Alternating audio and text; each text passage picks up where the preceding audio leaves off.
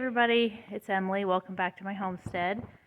And today I'm feeling pretty dejected. I've got this roto spader here. It's an old Craftsman Sears model, no idea what year, that my dad gave me to use, and it's not working. First it had a gas leak.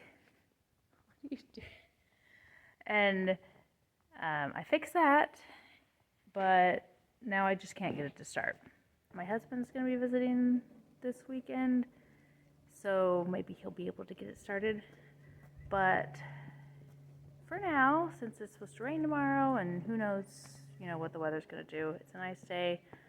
I'm going to take you to the garden, and instead of rototilling, I'm going to start turning everything over with a turning fork and a shovel and this antique tiller plow thing that I'll show you in a minute. So here is the garden as was established by the previous owner. It was evident that stuff had been grown in this area before. We found this tarp over by the tree line over there. And it's actually a McDonald's billboard sign, and we cut it part way so that it would fit as much of this area as possible to cover it up, that section, and then there's this section here. And then we put boards on it to keep it down. I've got my garlic planted here, and it's coming up. And we've got cardboard. That piece tore off and blew away. Cardboard's not doing so great. We put the cardboard down on the part that we didn't have the tarp to cover. So this is the original garden space. I wanted to expand it towards that fence a little bit to get a little bit more room.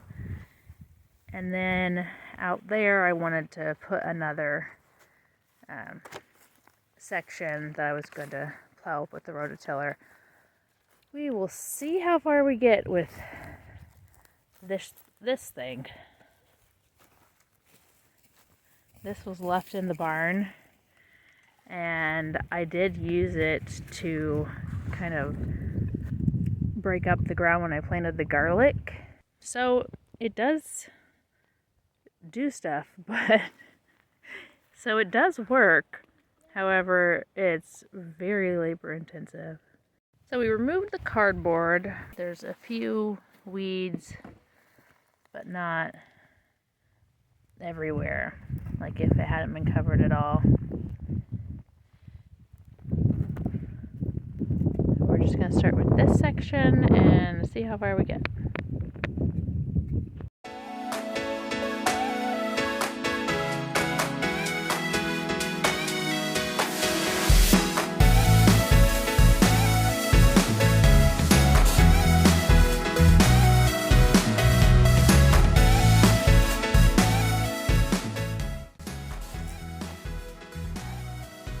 Thing. It's huge. It's almost as big as my head.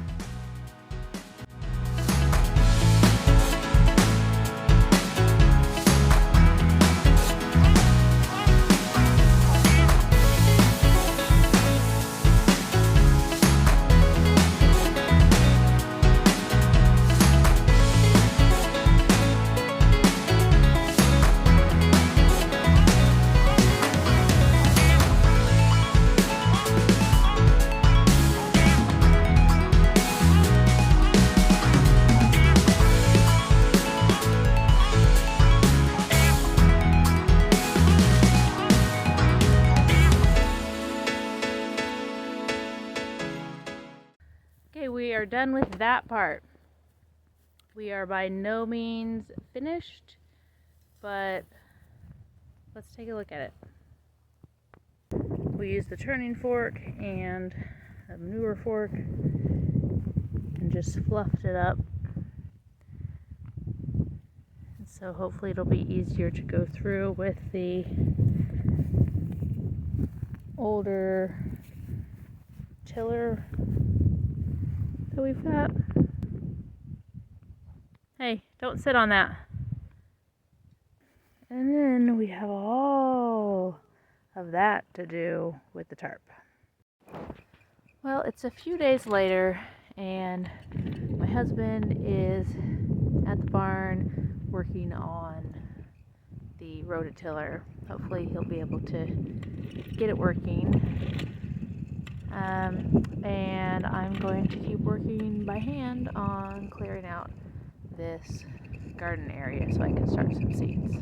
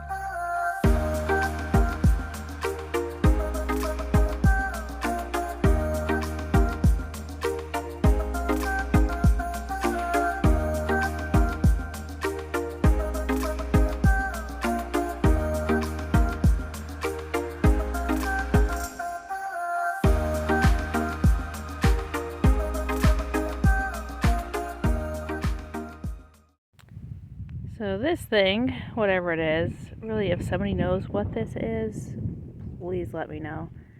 I don't even know if I'm using it in the right way, but it did a pretty good job. It pulled up some weeds and things as I was going along. It did not do great on the grass, that's why I was using the garden rake, but that's a lot better than it was. And now I've got to make it into rows. The previous owner had rows going this way, which is kind of southish, that direction. And I put the garlic this way. I know which direction the previous owner had the garden is because there is an aerial picture of the property that was left here, and it shows the garden rows going perpendicular to the barn. And when I planted the garlic, I went the opposite direction to that, parallel to the barn. So I was thinking I was going to follow the garlic bed, or just follow the garlic bed down this way with maybe onions, and then start having, leave a pathway and then have the rest of the rows go out this direction. I don't know if that's really the best way to orient the beds or not, but that's kind of the plan. So I suppose my next step will be pulling back this tarp from this side, going that way. But that's also going to be part of the most difficult area because it's got the grass there. But this tool is an arm workout. I'm going to take a little break and see how my husband's doing with the rototiller, if he's made any progress or has any ideas, and I'll get back to it. Back from lunch, and my husband Nick was not able to figure out how to fix the rototiller, unfortunately. He checked everything he could figure out how to check. Neither of us have experience with engines much, so it looks like we're not going to be using it, unfortunately. So he's going to help me work on this part under the tarp, and we're going to get that going.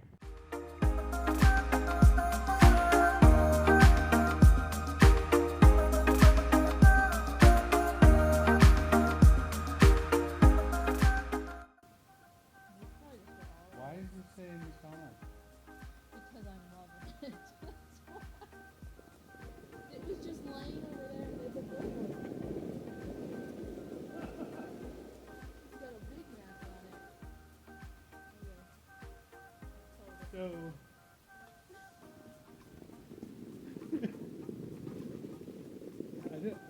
Is this to be advertising? A video? Okay. Not a sponsor. What are you filming in your yard? It was laying over there.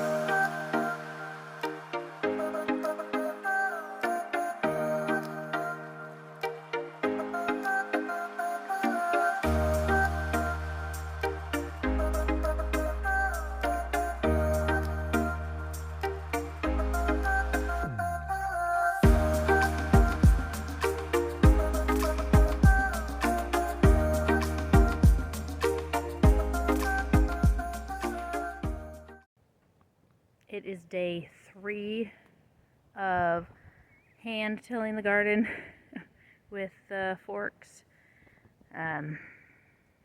It's been almost a week, about 6 days since we were last able to work on it, but we did take a break from that to put in some fruit trees and berry bushes that came for the orchard.